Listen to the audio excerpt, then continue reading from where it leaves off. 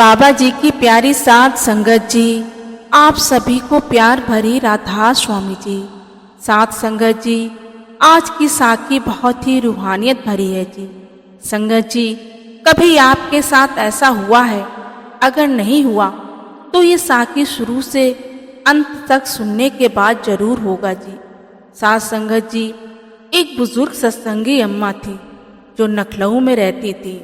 जब लखनऊ बाबा जी ने नामदान प्रोग्राम रखा तो अम्मा को बाबा जी से नामदान मिल गया था, पर वे कभी ब्यास नहीं गई।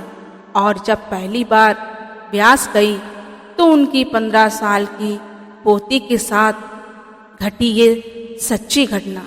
संगत जी कहते हैं, जिस परिवार में अगर कोई भी एक सत्संगी हो जाए तो फिर पूरे परिवार पर मालिक की कृपा ही कृपा बरसती है। इसी तरह अम्मा की एक पोती जिसकी उम्र मात्र 15 साल थी, उसने अपनी दादी से बाबा जी के बारे में बहुत कुछ सुन रखा था, इसलिए उसके मन में बाबा जी के दर्शन की बड़ी ही उत्सुकता थी। एक दिन वह बाबा जी के दर्शन के लिए पहुंच जाती है। संगत जी, आगे का वृतांत 15 साल की बच्ची की जुबानी। हम सब बाबा जी के दर्शन बस सत्संग सुनने के लिए घर से ब्यास के लिए चल पड़े। हम सब लोग पूरी रात ट्रेन से सफ़र करने के बाद बहुत थक चुके थे, इसलिए सोचा थोड़ा आराम कर लें। लेकिन कुछ लोग आगे जाकर बैठ गए, मैं भी उन लोगों के साथ आगे बैठ गई। अभी हमें कुछ देर ही बैठे ही हुआ था कि तभी मुझे एक बुजुर्ग दिखाई दिए जिनके चेहरे पर अलौकिक तेज था। जब मैंने उनकी तरफ देखा तो मुझे ऐसा लगा कि क्या मैं उन्हें जानती हूँ? कहीं ये बाबा जी तो नहीं जिनके बारे में दादी के मुख से मैंने गुणगान सुना है। मुझे पता है कि वे कैसे चलते हैं, कैसे दिखते हैं। पहली बार में ऐसा लगा कि मेरे रोम रोम में आनंदित हो उठा। मैंने अपने साथ ऐसा होते हुए पहले कभी नहीं देखा था।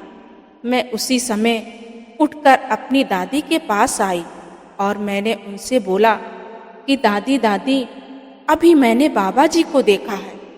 परंतु दादी ने मुझे सबके सामने डांटते हुए बोली कि क्या तू पागल है लड़की? ऐसा कुछ नहीं होता जैसा तू सोच रही है। और मैं जाकर अपनी जगह वापस बैठ गई।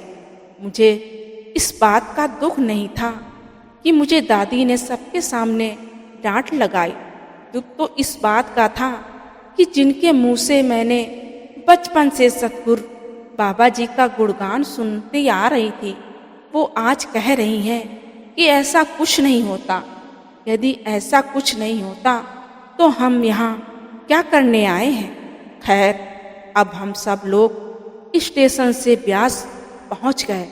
बाबा जी के दर्शन के लिए जा रहे थे, लेकिन पता नहीं मुझे अभी भी वही सुगंध महसूस हो रही थी जो उस समय हुई थी जब हम सत्संग पंडाल के अंदर गए और बैठे। लेकिन तब मुझे वही सुगंध स्टेज की तरफ से आने लगी। मैंने दादी से कहा कि दादी, कितनी अच्छी सुगंध आ रही है। तब दादी ने मुझे फिर से डांट लगाई और बोली कि तू बार बार कुछ ना कुछ बोलती ही रह जा रही है, इसका कोई मतलब नहीं। चुप बैठ, बाबा जी स्टेज पर आने वाले हैं। ये हमारे लिए एक नई जगह है क्योंकि हम पहली बार ब्यास आए हैं, लेकिन तेरी हरकतों की वजह से सारा मन खराब कर दिया। इस बार जब दादी ने मुझे डांटा तो मुझे अच्छा नहीं लगा, क्योंकि दादी ने मुझे आज से पहले कभी नहीं डांटा था और आज उन्होंने मुझे 2 बार डांट लगाई। खैर, अब हम सब लोग बाबा जी के स्टेज पर आने का इंतजार कर रहे थे। अगले ही क्षण जैसे ही बाबा जी स्टेज पर आए तो मुझे देखकर बड़ी हैरानी हुई कि वही सुगंध, वही वस्त्र, वही रूप जिसके देखकर मैं खुशी का ठिकाना न रहा। मैं दादी की सारी डांट को भूलकर सतगुरु के प्रेम को निहारते जा रही थी, मानो सब कुछ मिल गया हो। सत्संग खत्म होने के बाद मैंने दादी से बोला कि मैंने इन्हीं को ब्यास स्टेशन पर देखा था। अब दादी के साथ जो और सत्संगी लोग आए थे, उनमें से एक महिला के कान में जाकर दादी ने कुछ बोला और फिर वे मेरा हाथ पकड़कर उसी सेट में ले आई जहां हम लोग ठहरे हुए थे। दादी ने सेट में पहुंचकर जैसे ही मेरी तरफ मुड़ी और देखने लगी तो उनके चेहरे की दशा ही बदल गई थी। अपने गले से लगा लिया और मुझे पता नहीं इसी तरह कितनी देर तक अपने गले से लगाए रही, परंतु मुझे अभी भी उनके इस व्यवहार का कुछ समझ में नहीं आ रहा था। बहुत देर के बाद जब दादी ने मुझे रोते हुए अपने से अलग किया तो मैं प्रायश्चित की तरह खड़ी थी, क्योंकि मुझे लगा कि मेरी वजह से परेशान होकर दादी रो रही है और मेरी तरफ देख रही थी। कुछ देर के बाद जब दादी ने अपना मौन तोड़ा तब भी बोली, अरे बेटी, तुझे अभी भी समझ नहीं आया कि तेरे पर बाबा जी की कृपा हो गई है। जो तूने 15 साल की आयु में पा लिया है वो मुझे 70 साल की उम्र में भी नहीं मिला। अरे बेटी, तूने तो हमारा पूरा कुल ही तार दिया है। इसके बाद जब तक हम डेरे में रहे मुझे सतगुरु के दर्शनों के अलावा संसार की हर एक चीज मानो बहुत छोटी मालूम पड़ने लगी। मेरे रोम रोम में एक लहर सी दौड़ रही थी, ना सुबह की इच्छा ना शाम की चाहत। जिस पहर तुम मिले वही प्रेम की इबादत।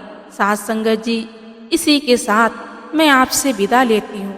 मिलते हैं अगली साखी में। संगत जी, अगर आपको साखी पसंद आई तो लाइक, शेयर और कमेंट में राधा स्वामी लिखना ना भूलें जी। चैनल पर पहली बार आए तो चैनल को सब्सक्राइब करना ना भूलें जी। गुरु प्यारी साथ संगत जी, राधा स्वामी जी।